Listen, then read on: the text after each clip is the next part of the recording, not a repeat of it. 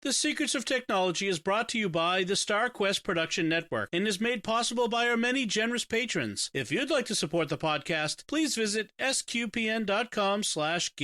You're listening to The Secrets of Technology.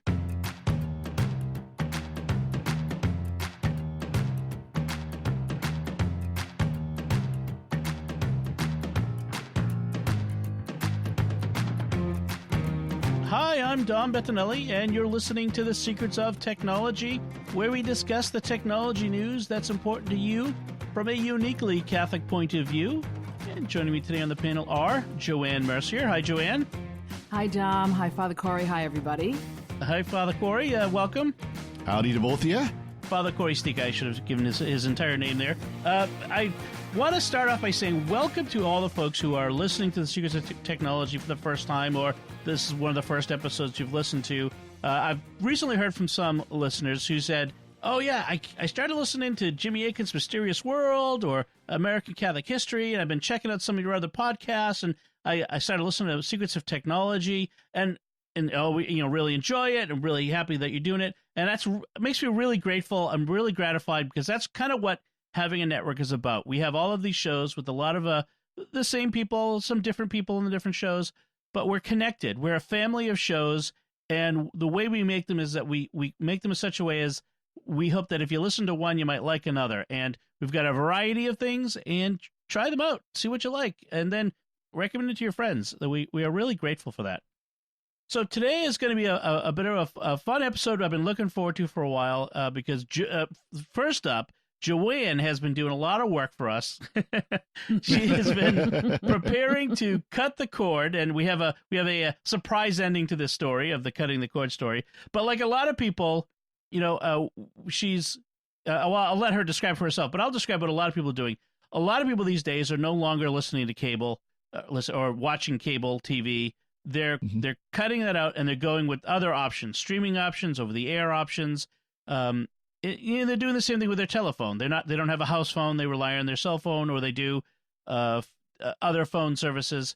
And it's called, in general, cutting the cord. Now, of course, you can't completely cut the cord from the cable company or whoever you're getting your internet from, because all of these things rely on the internet. But this is basically that's what we're doing. So, Joanne, what prompted you to kind of look into, and Father Corey, you've been doing some of this too, right? I just want to make sure. Oh, yes. Very much so. Very much so. So let's start with Joanne, and then I'll ask you, Father Corey. Joanne, what prompted you to start being interested in cutting the cord?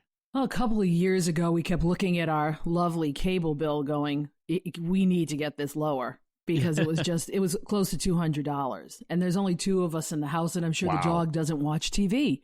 Right. So we figured, okay, let's start looking into alternatives. How do we deal with this? And I'm the researcher of the family, according to my husband. So he goes, go ahead, do your thing.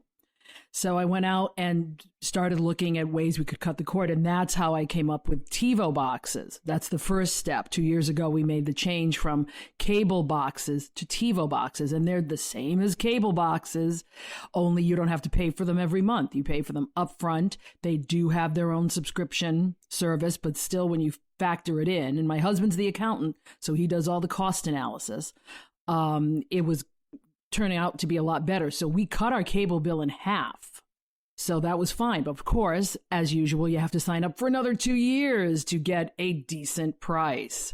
So October was coming up. In September, I started the search again to see what we could do this time. And I said, you know what? If we go to internet only and get a couple of streaming services, I think we can keep the same price, because they wanted to up us $30 a month. What a shock. Like, yeah, you're shocked? No, don't be. I know, right? That was sarcastic. Yeah. And I have to be honest, I've had Verizon Fios, and Fios versus cable, Fios is way better.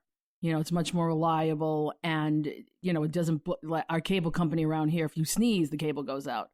So, and you also have to share it with your neighborhood. Not that you don't with Fios, but somehow the fiber works a lot better. So fiber is still the way to go. But it was just getting to the point where I try to talk to them and say, look, we want to stay with you. Well, you've been a loyal customer for 18 years. Yes. So I would like to stay with you. But you have to get to the point where you're going to actually threaten to leave and give them a date before they will give you the best price ever. And I'm an honest person. I'd rather say, give me your best price now. I'm the same way with cars. Give me your best price now. Don't wait till I'm turning and leaving. Right. So that's what prompted, every second October, we go through this. Father Cory, what about you? What have you cut the cord at this point? I have. And actually I did a couple of years ago. For parishes in my diocese, it's generally expected that the parish will pay for your cable or, DirecTV, Dish Network subscription. And like Joanne, I'd keep looking at the bill, and the bill would go up. Like when I first got here, I signed up with DirecTV because that's what the dish was on the roof already. And I want to say I was paying like $50 or $60 a month on it. Their introductory rates, et cetera, et cetera. Well, by the time I was done, it was over $100. And I kind of looked at it and goes, I don't really use this. Yes, I'll watch the new Doctor Who season when it comes out. I'll watch this. I'll watch live sports once in a while. Other than that, do I really need 500? What was the Bruce Springsteen song, 500 channels and nothing on? Right. Do I really need that? No, I don't. So I just got rid of it. And I've been doing other options because I don't watch live TV. And actually, last time I was on, I had as my pick the ability to do live TV through Plex from the antenna. And that actually services me better than the DirecTV and all these other ones, because a lot of what I want to watch is going to be, like NFL football. Most of it's on antenna anyways. Right. Stuff like that. So when you're looking to cut the cord, let's first talk about the hardware that you need to cut the cord. So, I've given up my cable box. I'm keeping my internet service, but what would I need to buy if I want to make sure that I have my local channels, but also I'm going to do some streaming to get other stuff. We can talk about that in a second. But what hardware would I need to buy to cut the cord? Well, if you're an Apple person, the Apple TV I would recommend that right off. But if you're not, the Roku box is a wonderful thing. I have a Roku stick on one TV upstairs, and I have two other Apple TVs. So you get a box like that. But if you already have TiVo, like I do, it already comes with the big ones, Netflix, Hulu, it'll come with those. It doesn't come with YouTube TV yet, and we'll talk more about that later, but it should, because that's an up-and-comer. But you need something like that to hook up to your TV. And, of course, you need your internet, because you can't, if you cut the cord, the only thing you're cutting is cable. You're not cutting your internet provider. But it's funny because they'll give you, you'll pay less money if you have cable, internet, and phone than if you want just internet, because they know what you're about to do, and all of a sudden they jack it up. Right. So, but that's the kind of, I love the Apple TVs that I have would do the job. And the good thing about Apple TV is if you change the settings on one, the other one changes immediately, as long as they're, the fourth generation and the 4K versions. They'll change each other. So if I rearranged everything in a folder that says cord cutting, and I put all the apps there that we would need, because my husband needs everything, real simple. Right. And it changed it upstairs as well in the bedroom. Interesting. So that's what you would need. And of course, Fire Stick also works. And I don't know what you have, Father Cory. What are you using? So, and actually I would point out too, is if you're considering upgrading your TV or have upgraded your TV within, say, the last year or two, you may not even need the box. That's true. Because if you've got a smart TV, like I've got a smart TV downstairs, mine's a little bit cheaper one. It doesn't have the built-in tuner. But for example, you can get the Roku TVs where it's the Roku box built in with the TV. It has the antenna tuner. So you just plug the antenna cable right into the back of the TV and you've got your local channels. You do need an antenna, by the way. That's one thing to point out. You do need to get a good antenna, preferably one that's got powered.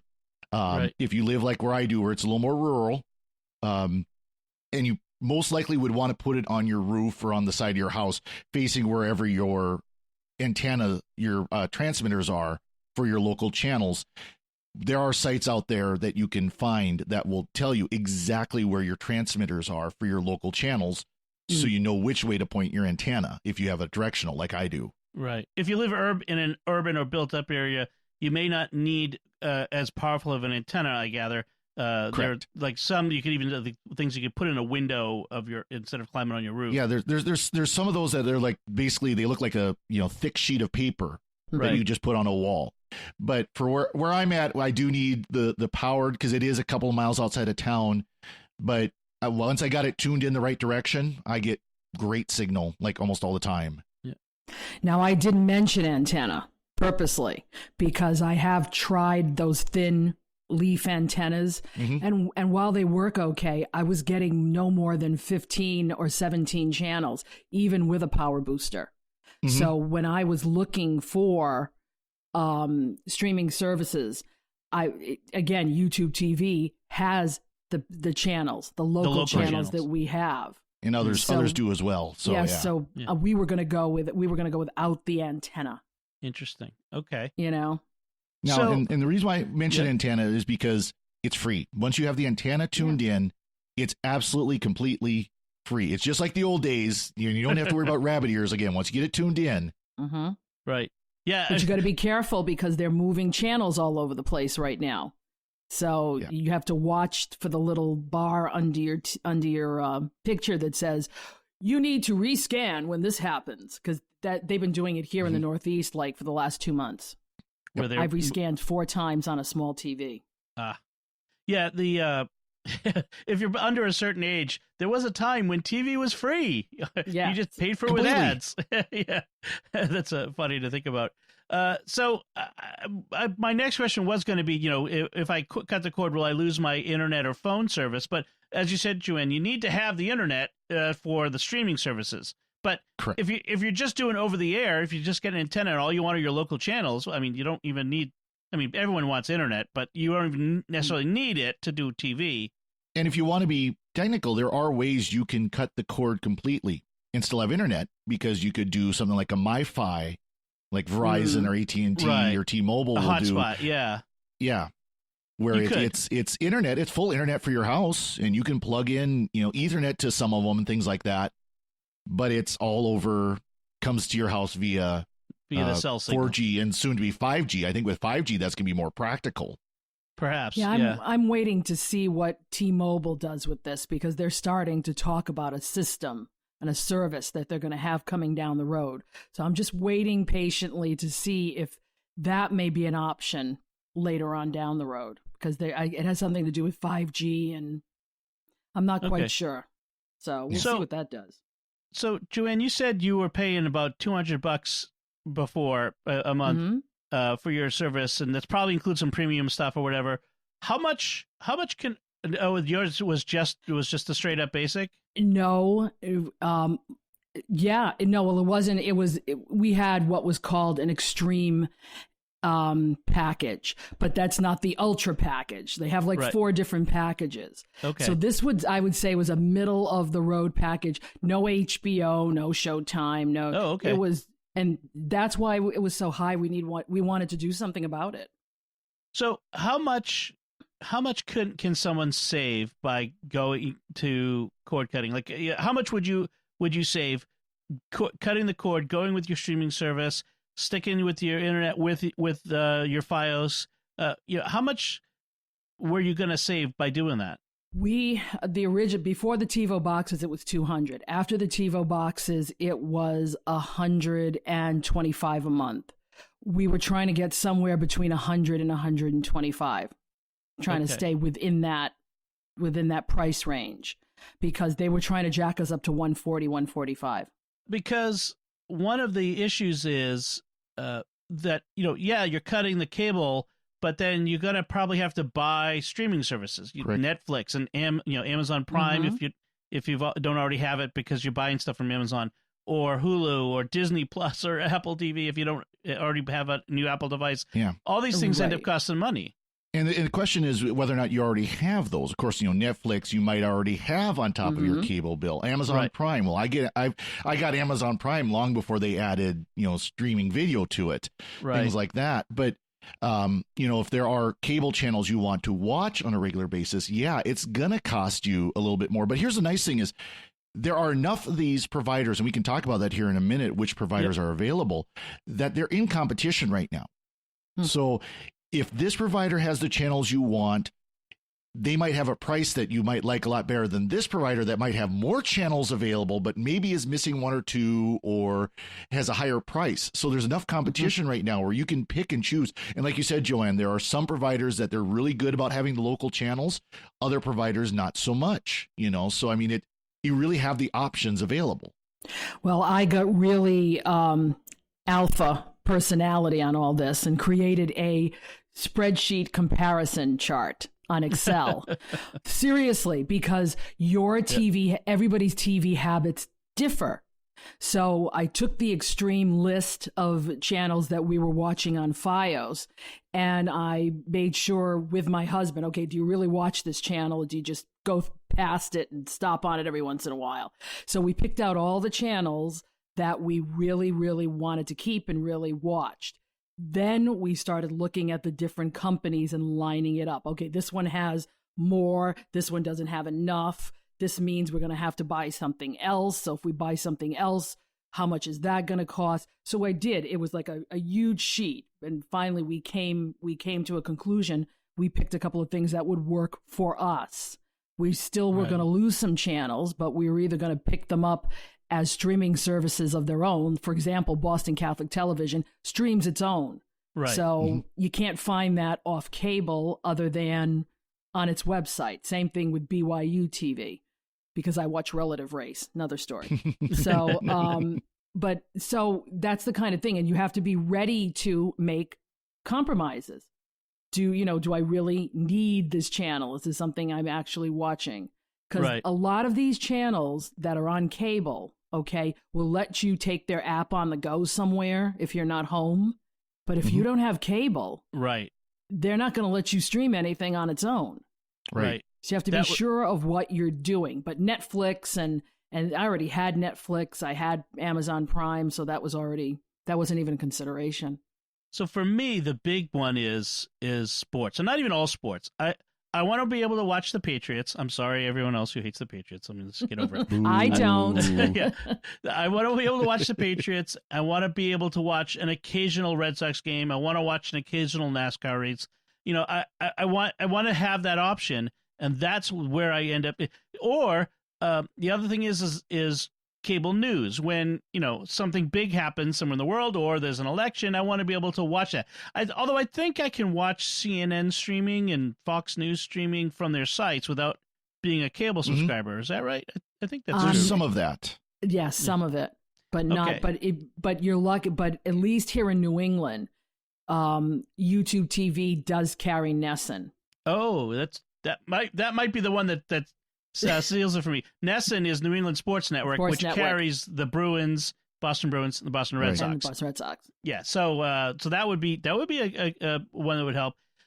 So for me, for example, the other night, the Patriots were on NBC Sunday night, NBC Sports. That's the NBC Sunday Night Football, which meant that I watched it because my wife and I were recording our podcast.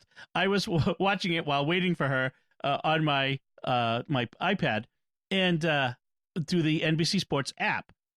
But I suppose I could have, if I had YouTube TV or one of these other services, I could have watched it, the local NBC affiliate through that. So I'm trying to think, was it ESPN is Monday Night Football? Thursday is actually streams on Amazon, which I watched the game that way. Yeah, which was it's Fox. Yep.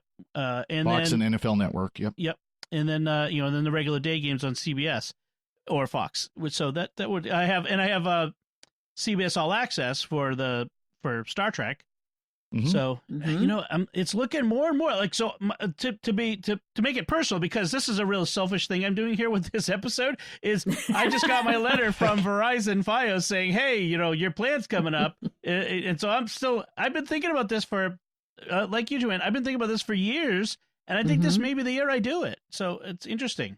Well, let's go to the next item on our itinerary here is what are the downsides? And the downsides is you got to be a little more creative to find your programming.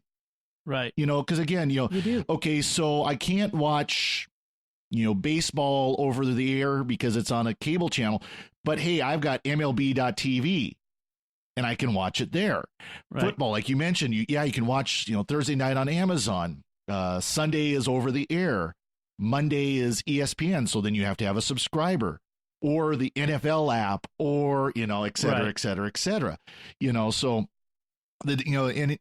you have to look at these different services, because there are a number of services available and each service has its strengths. Each service has its weakness. So this service might have the Weather Channel, but might not have the NFL Network. This one might have the NFL Network, but might not have the Weather Channel. Right. Right. Right. And there is, if you're really a sports fan, there is a service called Fubo TV, Fubo, and they carry a lot of sports. They're also into soccer and all kinds of other, I think it's a more international company. Right. So I found that they actually carry New England cable news for us in New England. Interesting. They also are the only ones that carry the Weather Channel. Nobody else carries the Weather Channel live, but cable and Fubo right now. That's They're the Well, only and- ones. There are, I want to say, it used to be DirecTV now. It's now AT&T TV now. Yeah, that Does. didn't even figure in my calculations this time around because it became AT&T, and I've had bad experience with Yeah, AT&T. no, so I it's agree like, with you. forget It's- it. But I mean, it's just there. Sling TV is Dish Network, Mm-hmm. Okay. and AT&T TV is DirecTV / AT&T now. They've gotten rid of the DirecTV name basically.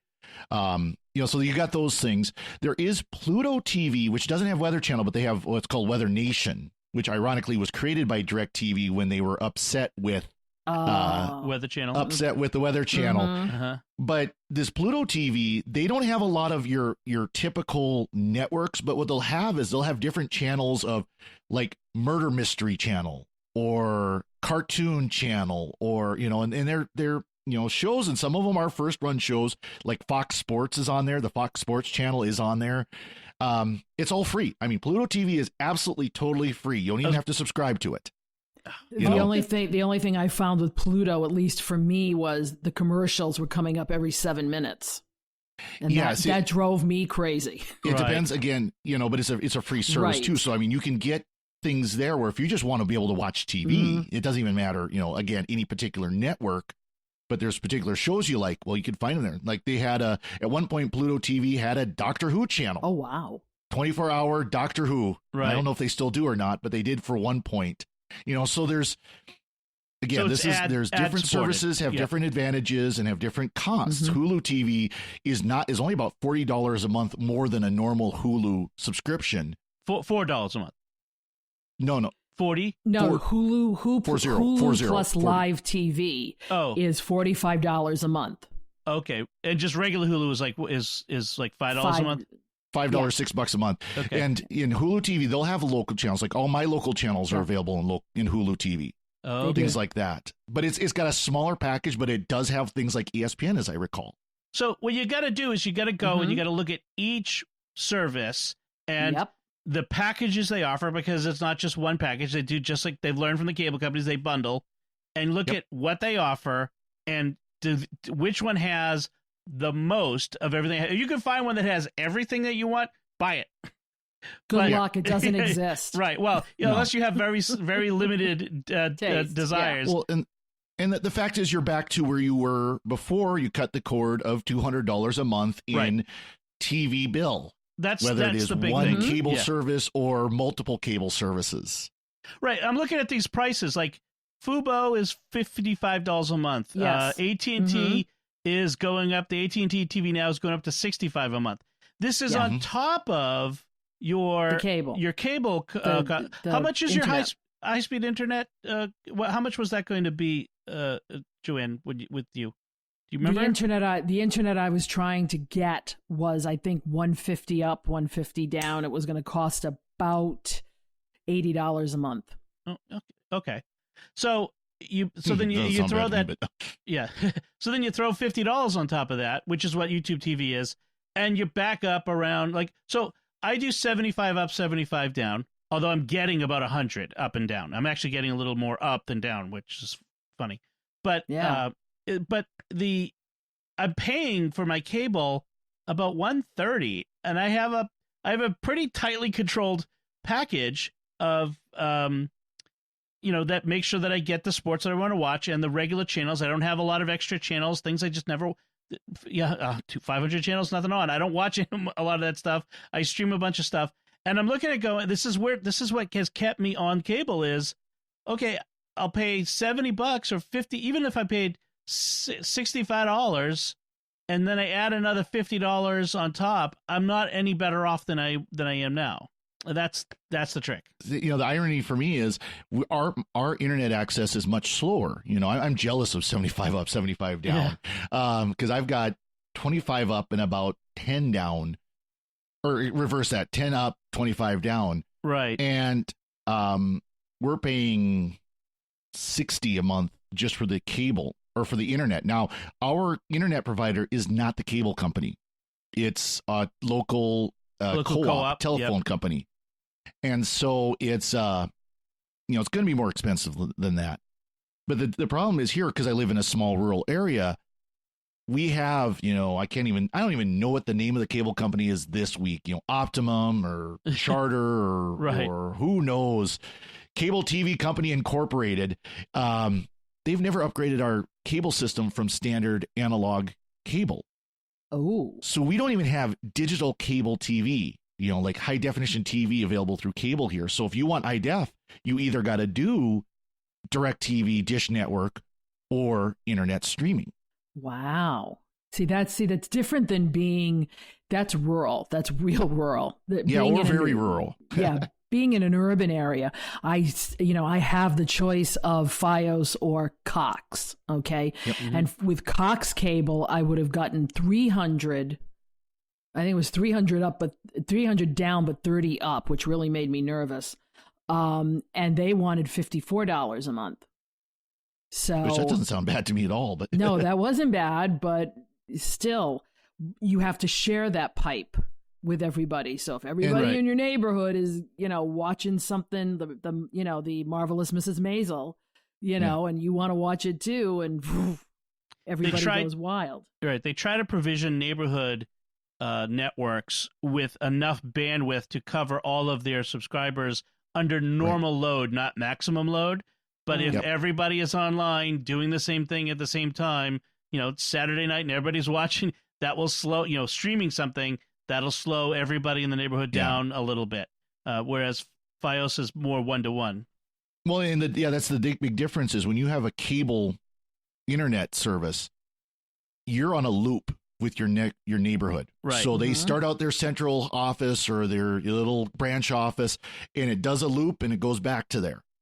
Right. When you're on fiber, like we actually have fiber. That's one thing, though. Our telco has upgraded all of us to fiber. Yep. It's from your house to their central office or their trunk office or whatever. Right. So then the limitation isn't your neighborhood. It's from that trunk office to the main office or from the main office to the backbone or whatever it is. That's where the limitation comes in.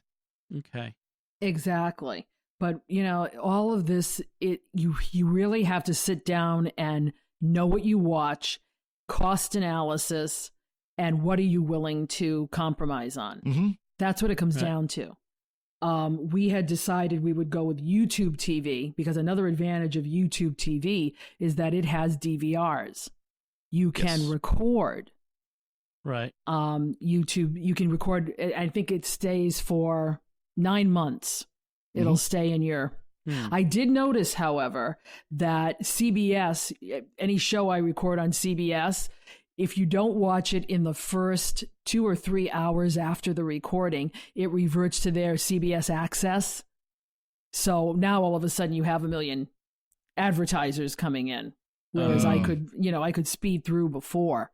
Right. So we were going to go with YouTube TV, and we were going to go with a service called Philo or Philo. I don't know exactly what it's, because it filled in the rest. So YouTube TV was 50, Philo is 20 a month. There was just a couple of I think there were maybe 7 stations that overlapped. But other than that, we were getting, because like things like the History Channel, funny thing, shows up on one, doesn't show up on the other. Right. You know, and if my husband likes American Pickers, so that's, you know, we got to keep watching them. The only other thing he wanted was the Golf Channel, which most people have. Right. Why people watch golf, I don't know. But so that's what we were going with, plus the $54 in. So it was gonna keep us where we were. Okay. But now here's where this. Can I go to the end of the story now? Yes. Let's tell the ending of that. Yeah. So I had a conversation with the Cox folks, and I asked them, because I have a mesh system, mesh router in my house, do I need your panoramic modem? And they said, no, you need to get your own modem. I knew that. When my husband called Cox to put the service together, they said, we'll come out and bring you a modem. So my husband said, no, we don't need a modem. I looked at him, I said, yeah, we do. And I said, all right, fine. The guy got here that day. Guess what? We were going to have to buy our own modem. And I knew that. So my husband, in his wisdom, said, I'm calling Fios back. And he did. He kept us on cable and got us a deal. Okay. Because they had already shut us off. So now we were no longer a customer, and now they wanted us back. So they basically gave us the same deal we had for the last 2 years. So no, I have not cut the cord. However, I've had YouTube TV for a month, and I'm telling you, YouTube TV, that's a winner.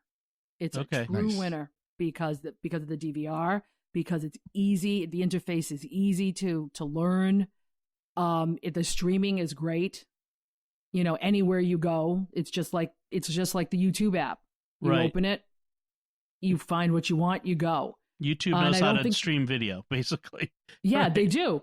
However, my only caution with it is they keep saying the price is going to go up again, because it started at $40, now it's $50. I don't know what the Alphabet people are going to do. Are they going to jack it up again? But people, I really like it. So I would suggest that for people who are really looking at this, to cut the cord, because I found it to be very, very nice. And you get, looks like you get MLB Network with YouTube TV. And, you do. Yeah. You do get a lot. Mm-hmm. Actually, I was just looking. Yeah, MLB, NBA. I don't see NFL Network, which for some people could be a deal breaker. Not so much for. Of course, again, if you've got like the NFL app on your phone, you can watch a lot of that. Nice thing, actually, I was looking. They have added my local channels as well, so that helps a lot. Yeah, and see, one of the reasons why we were getting like Philo, for example, was because it didn't have things like the Hallmark channels. Not that I watch the Hallmark Christmas movies. I don't. But it didn't have DYI. My husband likes those type of FYI, DYI. Sure. It doesn't have those. Does not have MTV. Oh, darn. YouTube does not have MTV, but Philo does. You know, it didn't have the Oprah Winfrey Network. Now, folks, don't judge, but I do watch one show on there called Greenleaf. And, you know, but that's the kind of thing we were willing to pay an extra $20 a month. It doesn't have, YouTube doesn't have TV Land, you know, so you gotta know your own watching TV habits in order to make this successful. Somebody else would probably go with Hulu because they like the Hulu and the live TVs. You know, it all depends on what you watch. Hulu content, you would probably go with that, yeah. Right, and if you're a big sports fan, I would say Fubo, because it has both the MLB and NFL channels. They're both on Fubo. Anything sport related is on Fubo. Interesting. All right. So for me, I think the decision comes down to how much can I get if I can get my internet access for less than, I want to say $60, then the money works for me. I'd go with YouTube TV. That has all the stuff I'd want, but I've got to get my internet access, whatever that is, down at, and because I work from home, that internet access is literally my lifeline for making my living. That's key. So Right. the hope is I can get that down. So very interesting. All right. So if people want to find out more about cord cutting, there is a really good website called cordcutters.com. They are a really good resource.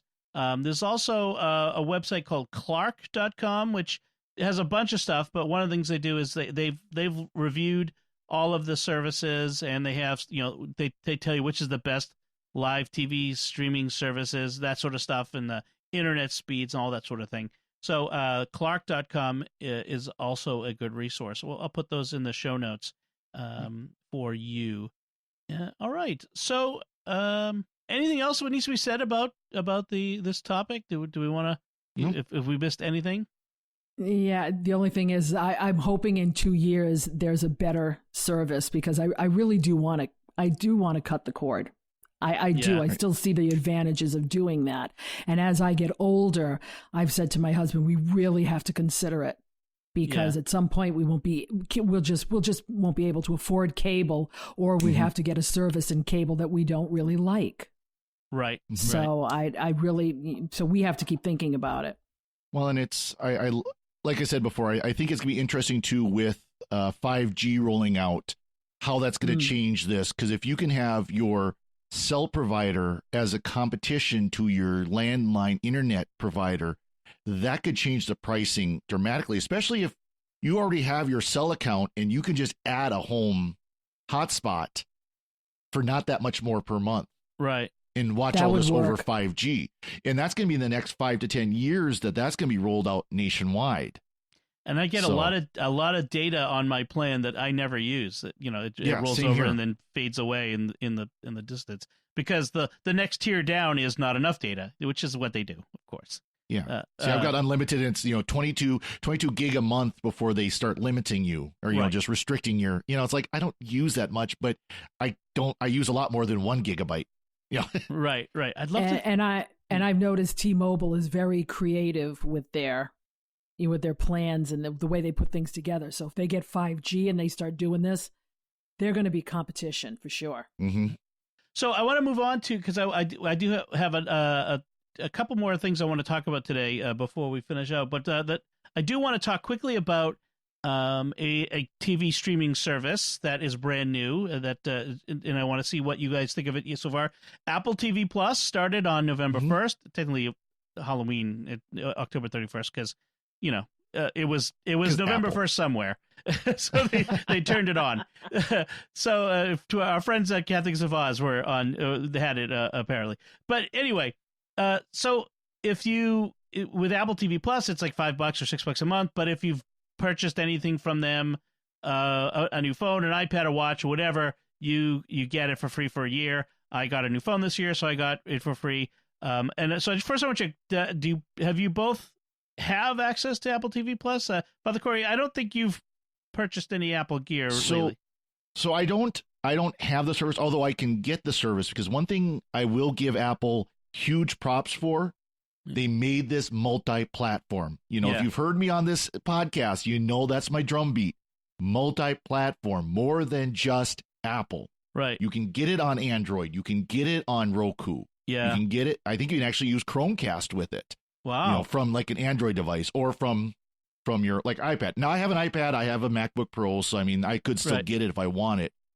But bravo to Apple on this one. That they are getting it out there to more than just Apple fanboys. Right, which leads me to believe that this is more than just a way to get you into the ecosystem. This is a real move into entertainment, Yes. a new entertainment industry for them. But you don't have you haven't tried it out yet. I just want to check on that. Have you tried it? I have not tried it out yet. Although the one where the alternate history show about For All the Mankind. Russians making it to the moon. Yeah. That looks really interesting. I've heard good things. Father Roderick Van Hogen, who's the founder of SQPN, he has good things to say about it too. So I'm looking forward to that. Joanne, have you tried it? I have not. The husband bought a new phone, so we have it free for a year. I've had a lot going on with my new job, so I haven't had a chance to catch. Okay. I can't catch up on my old shows right now. But I'm looking forward to seeing the morning show and For All Mankind. Okay. I'm looking forward to looking at both of those. All right. So I was excited by C, which is the science fiction dystopian future apocalyptic one starring Jason Momoa, where a future where everybody is born blind and the idea of vision has become a story, a fairy tale that and almost like magic. If someone who could see, that it's like magic or a heresy. And so some children are born with vision and are now being hunted by those who see them as, product of the devil or something. The production values are amazing. It looks gorgeous. It's pretty violent, but Gee. yeah, it's like a lot of things. But the one thing I can't get past is there is a blasphemous scene in it that I just cannot get past. Someone, not just that they changed the words of the Our Father, but what they were doing while saying the words. I don't want to get into it. Don't watch it. Don't watch it. Not good. Yeah, straight up, it is not a good show. Just because, I mean, everything else could be good, but because of that, I can overlook things. I can get past things. This one was too much. The other one is I saw the trailer for Dickinson, which is supposed to be about Emily Dickinson. My wife is an English literature professor, or she was before she became a stay-at-home mom. She loves literature. She loves Emily Dickinson. She's outraged at what they have done to this great American literary artist, Emily Dickinson. She's unrecognizable. I mean, just like it's the typical. We've taken a 21st century millennial and dropped her into, not literally, but the character is basically a 21st century millennial young woman who is being, stuck into the 1800s sort of environment, and it looks terrible. I'm sorry, it just looks terrible. So I'm a little disappointed so far. I'm hoping For All Mankind kind of pulls it out. I've also heard good things about the is it called African Queen? The one about the elephants? Mm-hmm. It's a nature documentary about a family of elephants.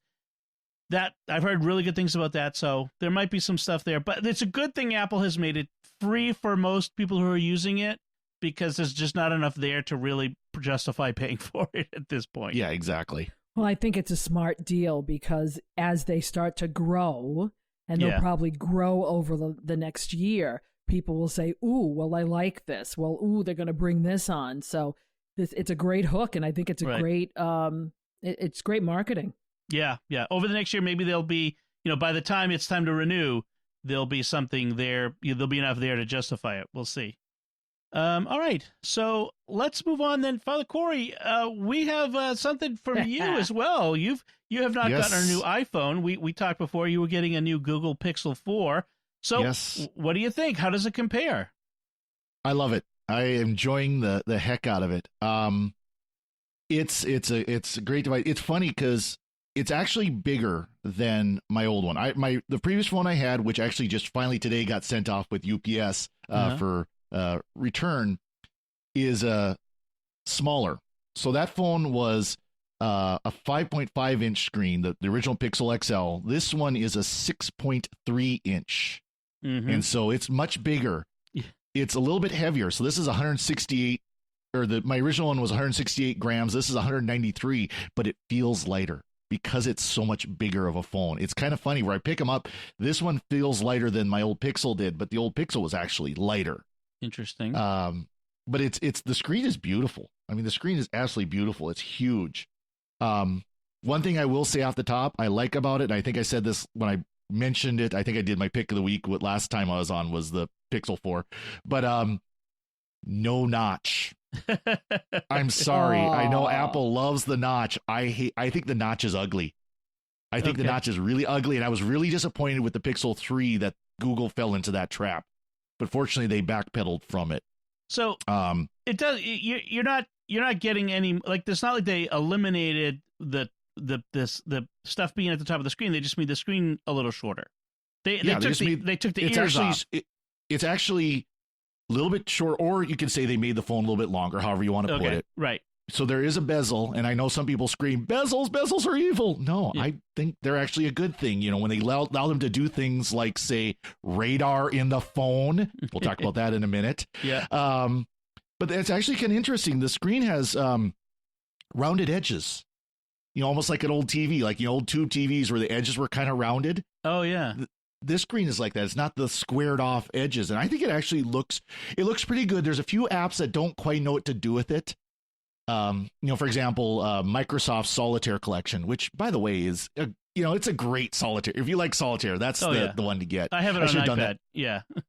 But the back button is like the top left corner, and it's kind of cut off a little bit by the round. But it's not a big deal. But no, the screen is beautiful. The sound is great for just setting the phone on the desk. One complaint I did have with my original Pixel is the Pixel XL is it did not have stereo audio when you played it through the phone speakers. It was only through the speaker at the bottom.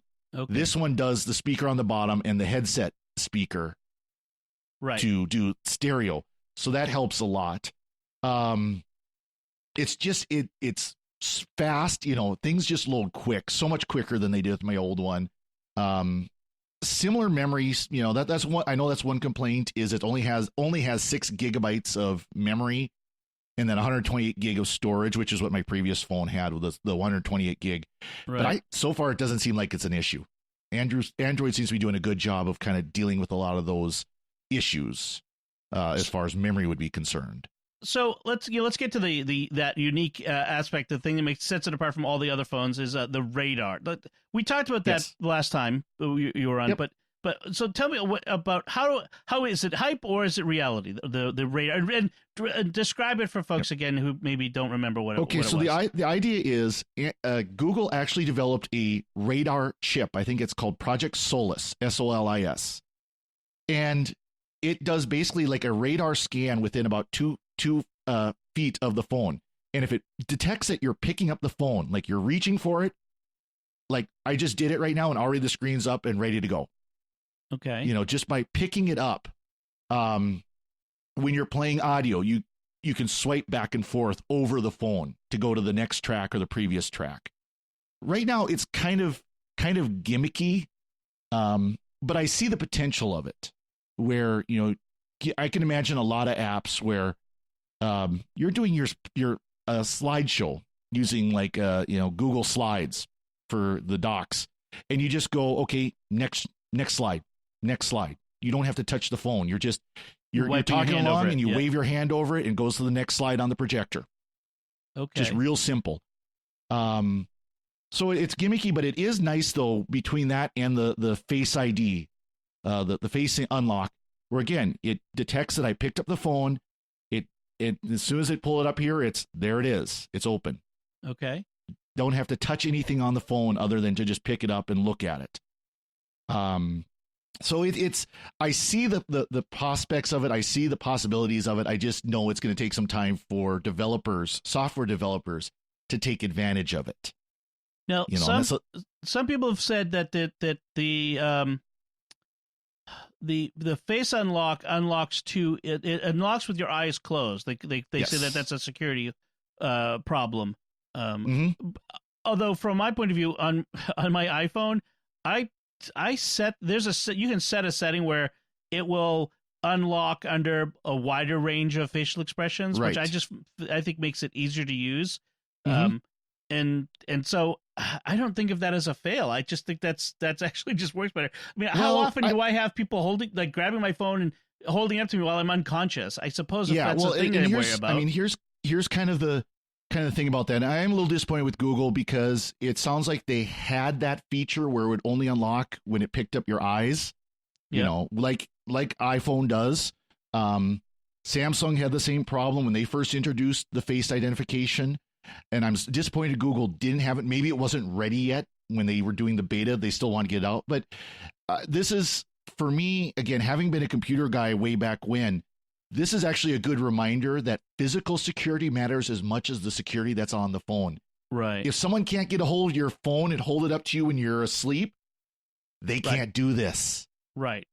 I mean, if you're the sort of person who it needs to worry about police or security services holding your phone up to you while you're in custody, well, maybe the Google Pixel 4 is not for you. Right. And right. you need criminal phone or something. I mean, not everyone is a criminal. I get that, but you know what I mean.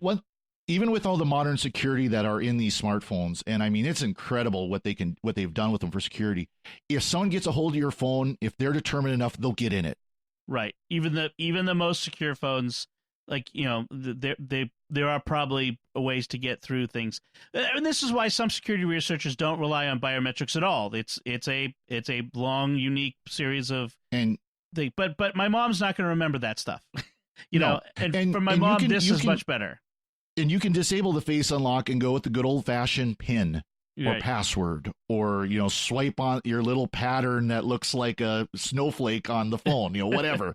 Right. You can still do all that stuff. One thing I do have a complaint about it though, and again, this is because of developers not being ready for the phone when it came out, is anything that would do the fingerprint unlock, like say LastPass, Yep. doesn't work on it that way. So you have to do for LastPass, I have to do the PIN.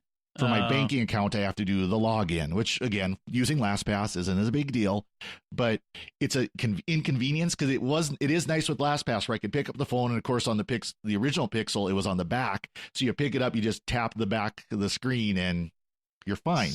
Yeah, with Apple, the API, the programming interface for the security unlock was the same for both the fingerprint and the facial recognition. So as soon as they updated the hardware to go from fingerprint to facial rec, the software didn't have to be upgraded to work with it. It just worked, which was nice. And I think I see the logic that Google's going with, though, where if you have a phone that has either or options, you could say, for LastPass, I don't want to use the facial recognition. I want to use the fingerprint instead. Right. You do want to have that separated. Yeah. I understand. I kind of understand the logic Google's going with. I mean, Apple's way too. I wish they would have done it that way or had that availability. But yeah, I see what you're saying. All right, good. I mean, it sounds great. It sounds like you're happy with your new phone. That it's a good pick, and you'll be happy with it for several years to come. Oh yes, I think it's only going to get better. So again, as more app developers can use the new features like the radar, like the face unlock, and things like that, absolutely Awesome. All right, so let's move on to our picks of the week, and I want to talk about some of these very interesting things that we've got here today. And Father Cory, let's start with you. I know you've been talking, but I want to go with you on this one and ask what your pick of the week is this week. So my pick is something I've wanted for quite a long time. I've been a subscriber to SiriusXM since before it was SiriusXM, when it was still Sirius. And XM bought them out, or they bought out XM. Either way, before the two merged. So I've been using them for years in my car. I've had the home boom box. I still got it around here somewhere. And one thing I've wanted is to be able to do, hey, G-Name, open SiriusXM. Yeah. Well, just this week, they announced that it's available. And so I've got it set up now where I can go, hey, G-Name, play SiriusXM EWTN radio. And it will play EWTN radio off of SiriusXM, or play SiriusXM Classic Rewind, which is one of the stations I enjoy because it's 70s and 80s rock. Play 80s on 8, or you can do it by number. Play channel 130, which is, again, EWTN. So that is really nice to be able to just be sitting here in my office and say, hey, I feel like listening to some classic rock. Hey, G-Name, play whatever, SiriusXM, whatever. So, you get, if you have a subscription, so you can get a subscription, which is, what do they call it, inside and outside the car, which is was it $16 a month for something like that. Yeah, and then they also have one where it's just home, not car, or outside the car, for $8 a month, and you get access to everything. Do you pay anything extra to have it go through your Google Home, or? Nope. I just logged into using the Google Home app. Just connected up SiriusXM, logged in my username, password, and it started working. Interesting. Oh, nice. Yeah, I mean, there's a lot of good stuff. I've never subscribed to SiriusXM. I'm not much of a radio listener, but there is some talk stuff on there that I've wanted to do, like the Catholic Channel and EWTN and some other stuff that I've sort of missed out on. But having that ability to do that, because I'm not in my car enough, so I never had a car with the player in it. And of course, where I'm at, it's almost essential because we have radio stations, but there's not a lot of them. Yeah. If you're not going to listen to podcasts, you really don't have a lot of other options. So And I've had Sirius on and off depending on. Usually I try to get a deal, but most cars now come with it for at least 6 months to a year. Mm-hmm. So I do miss, the 60s on 6 or, the Catholic Channel, or especially now, all the Christmas music that's coming out. Oh yeah, all the Christmas music is on. All the Christmas channels are active now, so you could binge on Christmas music from now until December 25th. No, thank you. I like to go to at least Epiphany. Thank you very much. Yes, thank you. That's a good pick, Father Cory. Joanne, what's your pick this week? My pick this week is, keeping with our TV theme here. When I had gotten a larger TV for our bedroom, sometimes when you get these TVs, the stands are all different, the stand that they come with. And I'm not going to buy a piece of furniture every time I buy a new TV, depending on how big or small the stand is. So we ended up getting what's called the Pearl Smith Universal TV stand. It's a tabletop stand that is basically a base, and it's a heavy glass base, and it will fit a TV from 37 inches to 55 inches. So if you get one of those Vizios with the two little spiky things on either end, I have this right now at work. They've got a TV like that wheeling on a cart, strapped down, and I'm like, oh no that's gonna fall over. So this is it's adjustable height. You mount it as if you were mounting it to a wall unit, right. But it's a stand, and because it's a one-piece stand, it pretty much goes everywhere. Nice. So it's $28.99, believe it or not, on Amazon. Wow. Yeah, that's cheap. Serious. And I think it's, for everybody who has to try to figure out what to do with their TV, new TVs and those strange little feet, on either end. Sony's not like that. Sony has the basic middle, but a lot of them, the others don't. So I think this is a good thing for folks trying to come up with a solution to that problem. And this is the one that has the rectangular base that it stands on. Okay, all right, yeah. I'll tell you, it's a heavy base and it holds your TV really nicely. Now, you may need a slight advanced degree to get, to figure out one part of the installation. But once we figured it out, I was like, oh, okay, fine, that's how that works. Well, it's nice too because it looks like you could put, if you had a cable box or a DVD player or even just a laptop, it's something you could set on there. That base could be the place where you set it. Okay. It's a very heavy stand, though. It's glass. Yeah. So it's not going anywhere. Right. For sure. Oh, interesting. So I figured that'd be a good one. Yeah. It's got a whole bunch of different settings from what's it, 37 to 55 inch TV. So that's a pretty good. It's a good range. We bought a 40-inch for our bedroom only because we're getting old. So and we didn't want to mount it anywhere. We wanted to use the stand we had. I was just thinking too, for something like a parish hall or a classroom or something like that would be good too. Yeah.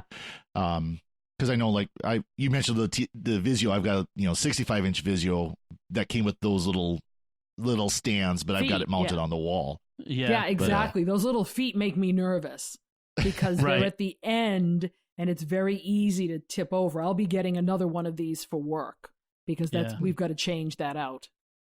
Interesting. All right, that's good. All right, so my pick this week is something I got for my birthday, which was the DJI Osmo Mobile 3. It's a handheld gimbal for your phone. So a gimbal, it's like a Steadicam. You ever see those? The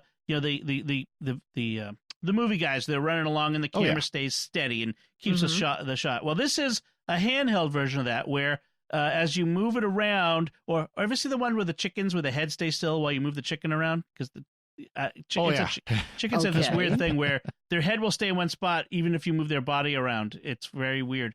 They are gyro stabilized. Well, this is the same sort of thing where it holds your phone. You put your phone in it and you balance it in the thing, and then you turn it on.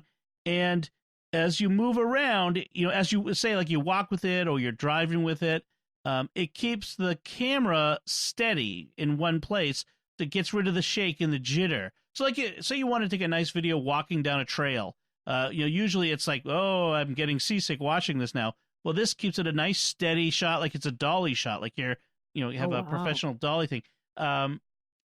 You can have it like rotate, and if it has an app that you put on your phone and that you do the recording through, you can tell it to, you can like put your finger on it and kind of and make a rectangle around a face, and it will track that person as they move. So if they move left or right, Wow. I was doing this with my kids, and as they moved to the limits, of course, of the gimbal, but as they move around, it tracks them, which was really kind of neat. And what else? It can have because it's connected via Bluetooth to your phone, it will do the zoom with a button on the handheld thing rather than having to touch the screen. So Nice. really good. Only downside is that balancing. You have to manually balance the phone in the clamp every time you put the phone in it, which is a little bit of a pain. I think you kind of get the hang of it. It would be nice if it used the gyros in the phone itself that already to balance itself using the app. I would think that would be a thing that would be technically possible. I don't see why not, but they didn't. I think there are more expensive versions that might.